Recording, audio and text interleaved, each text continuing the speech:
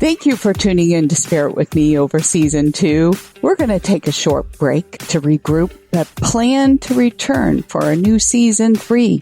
In the meantime, we'll post our most memorable episodes and still welcome you to sign up to be my special guest caller for a free reading on air at radiomediumlauralee.com. And as always, we appreciate you for subscribing, following, and sharing the show.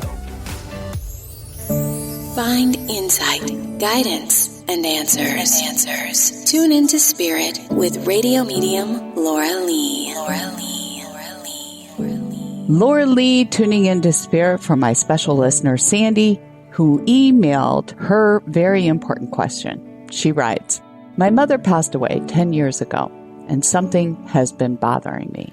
When they were taking her away for a test, we were all saying goodbye to her. When I bent down to kiss her goodbye, she started saying something like, 'button.' She had an oxygen mask on, so it was very hard to understand.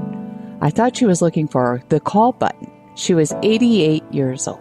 She never regained consciousness and died later that night.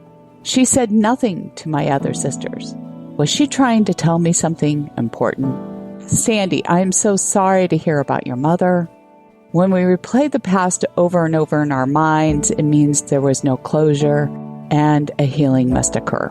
In hindsight, I'm pretty certain you're probably kicking yourself for not removing the mask to hear what she had to say. And if so, this is a confirmation for the following message, and I hope it helps you to let go of the guilt and give you some peace.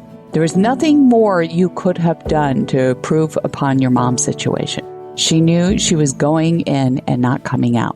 And that part of her frustration, panic, disorientation, and confusion with everyone's goodbyes didn't help. She began to grasp the implications by the time she got to you. It was very discomforting for her on all levels, emotionally, mentally, and physically. There was no reciprocation because she couldn't respond in her weakened state. Plus, the mask didn't help. It was uncomfortable, and she wasn't getting the necessary oxygen despite the best efforts of the mask, which caused even more disorientation. She didn't have the strength to remove it for herself, to let anyone know she was panicked. From what I see, she might have lightly tapped around with her fingers. I don't know if you recall this, but it was more to grasp you in a desperate attempt to say not to leave her side. She knew it was a monumental moment. I'm going to share with you how I would let go of this situation and begin to heal from the past. Every time this reoccurring image pops in your mind, take a deep inhale and exhale the image, freeing it from your heart and your mind. Visualize releasing it into the heavens light, placing it upon a cloud, and then come back to your breath. And then I want you to affirm out loud, "Bless you, Mom, you are at peace." And she is at peace.